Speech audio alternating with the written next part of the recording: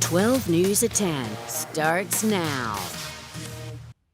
It's been 2 years since a beloved teacher and coach was shot and killed while walking his dog on Black Friday in Phoenix. Tonight, his murder remains unsolved. Thanks so much for joining us this Friday night for 12 News at 10 o'clock. I'm Rachel Cole. 12 News journalist Gabriella Becerra spoke with his family on their path to justice. Family and friends are on their annual Justice for David Denahan walk, taking the same path he took the night he was violently killed. With every step Frank Denahan takes, there's only one thing on his mind: justice. We hope for justice because we'd hate to think that this person's out there and could destroy somebody else's life. After 2 years, Phoenix police are still searching for the person who killed his son. 30-year-old David Denahan was shot and killed while walking his dog near 12th Street and Maryland Avenue in November of 2022. We have not heard a thing, and the only thing you might hear, or we might hear, is that the investigation is ongoing, but we haven't even heard that for over a year. Over a year ago, Phoenix police shared this surveillance video from that night showing a man run up to Denahan and shoot him. That video and a grainy picture are the only leads investigators have shared about the person suspected of killing him. It's just very difficult to process in this day and age of, modern technology and the way you go about investigating crimes and so on, that after 2 years, we don't have anything. A lack of movement in the investigation is not deterring this family's quest for justice. Justice for David, justice for other people that are out there right now that, their cases are unsolved and they're going through the same pain and misery that we go through every day, because it's not a once a year thing, it's an everyday thing. Denahan was a beloved teacher and coach at Camelback High School. You always hear a person can't be replaced, and David was definitely one of those guys.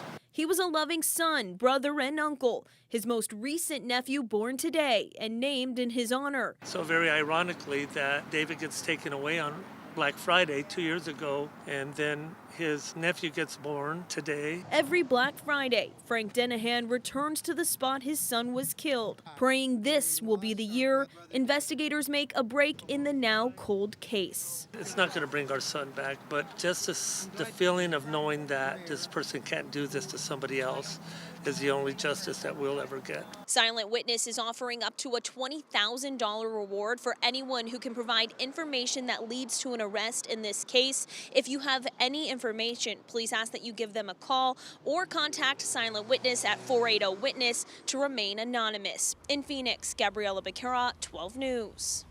Gabby, thank you for the latest on that story. And now to an update on a story we've been following on this Friday. One man is dead after being shot and killed by a Phoenix police officer on Thanksgiving night.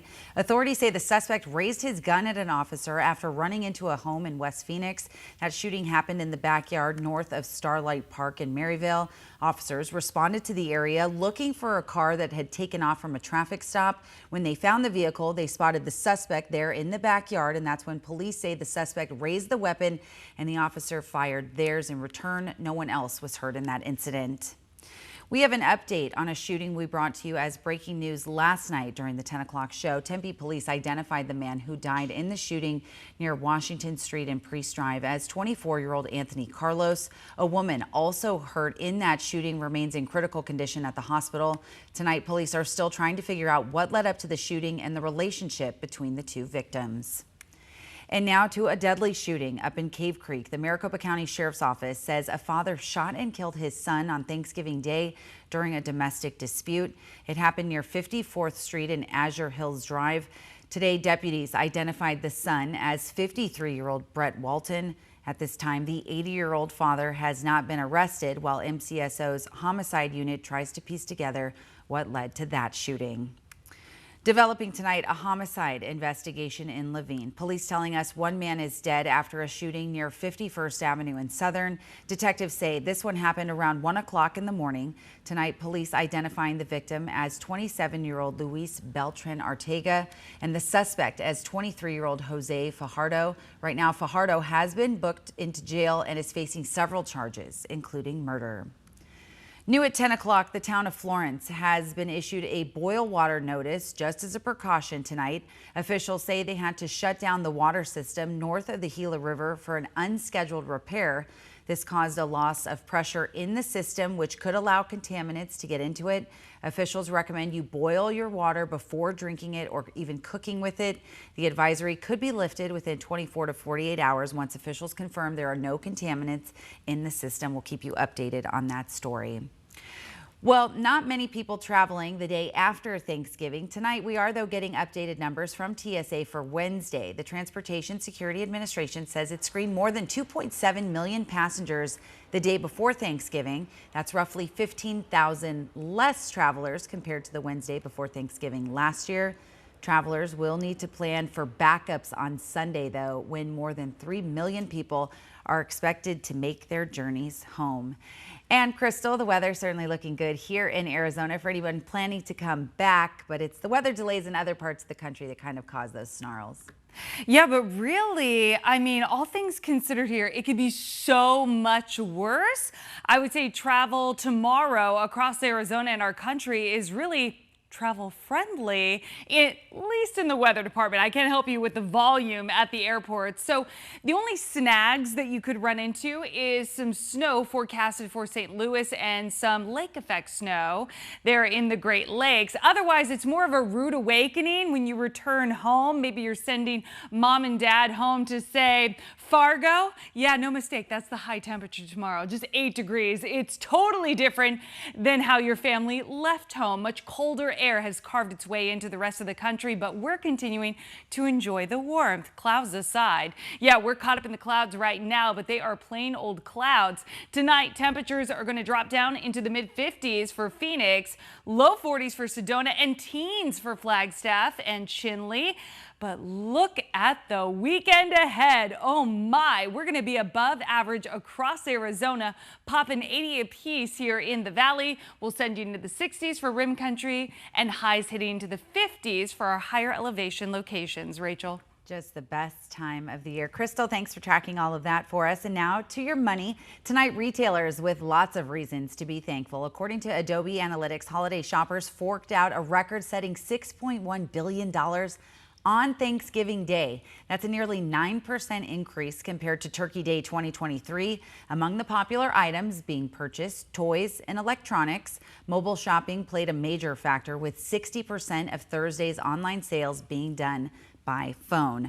Those numbers, though, come amid a looming worldwide strike from Amazon workers this weekend. Employees are planning strikes and protests through Cyber Monday. That includes more than 20 countries, including the United States, Germany, India, and Japan. Employees and supporters want Amazon to improve fair pay, working conditions, and climate accountability.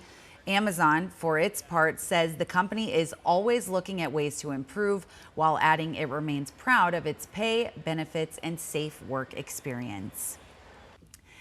Well, it is the biggest Christmas celebration here in Arizona, and tonight it returned to the East Valley. 12 News journalist William Pitts is at Rawhide as the Pratt brothers' Christmas festivities kicked off. It's the day after Thanksgiving. Christmas can officially start with 7 million lights here at the Pratt Brothers Christmas at Rawhide. It's truly a Western Christmas. We have over 7 million. So we're looking at around 7.5 million. We got a whole train ride you're not even seeing right now. So you got that, and the gingerbread house, it happens every hour or so, and that's a whole nother thing of lights. So everywhere you look, this place is just lit up. What's the coolest thing? Just all the lights. Everything is covered in lights. And the big horses and all the, yeah, it's awesome. We're going to go eat, and then we're going to go do the rest. Look around. And we're from Orange County, California, so this is our first time being here. We looked it up and saw this place. I'm like, oh, we need to try it out. Wait, do you live here now, or you drove from Orange County? No, we drove from Orange County last night. You like it? Yep. Where's your favorite light? I like the blue ones with the red. What is your favorite part of this entire display? That's a loaded question. Man, well, I do love that we are the only display in town that has a nightly parade. We have a nightly Very Merry Christmas parade that happens every night, 8 p.m. You got different floats coming through. You got Santa Claus. It happens every night. 7 million lights.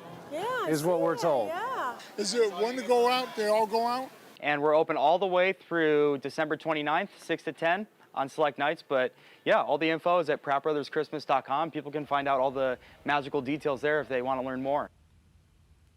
And you can decorate cookies and roast marshmallows. There's a snowstorm that happens. It's really quite spectacular out there. Those boys do a good job. Tonight, a once-in-a-lifetime opportunity for a youth soccer team in the West Valley. 12 News journalist Jade Cunningham met up with the players and coach to learn more about this possibly life-changing trip. Take a look. You four, you need a ball though. For the 10 boys chosen as the elite 2013-2014 boys squad, I've been playing since I was 4 or 3 years old. soccer is life. I like how the game works. When the game is over, it's like I want to keep playing, or like when it's halftime, or like when I get subbed out, I don't like it because I just like to keep playing and playing. The dream of these 10 and 11-year-olds is to one day play professionally. I love it extremely. And in less than a week, they'll see if they have what it takes playing on one of the biggest stages in the sport. I'm expecting very hard, very physical playing over there, and just having fun too. It's gonna be really good competition and really hard. Ready? 2 months ago, Franklin Sports Performance CEO Devin Franklin was asked to put together an all-star team. All right, who am I playing? These are kids I trust, and then I know how hard they work. And bring them to Madrid for the ESEI Madrid Elite Cup, where talents can be showcased on an international level. For a boy, you know, the peak of football is being played in Europe. Picking a team to not just represent Arizona, but possibly the United States as well, wasn't easy. It's kids I've personally trained, I've seen, I've overlooked. But Franklin says he found 10 great players. This is a very diverse state, so you look at our team, it's a very diverse team. The players here, there's a lot of hidden gems, there's a lot of talent. With just 3 practices under their belt, There's a lot really very good kids. the players have formed a brotherhood. We're very fast and we want to win everything. And while looking ahead, there are some butterflies. I am very nervous about going on the ship. The players say they're ready. I think they'll walk away with obviously valuable experience, and then obviously being that they might compete really well against these teams, confidence. Ready to do their best. All right, boys, circle up. Come back with at least a semis or a championship. And show the world they have what it takes to come out on top. Jay Cunningham, 12 News. Oh my gosh, I love them. Best of luck to the team. The tournament starts next week. For players, the goal is to win and hopefully catch the eye of other teams that may have interest in some of these players.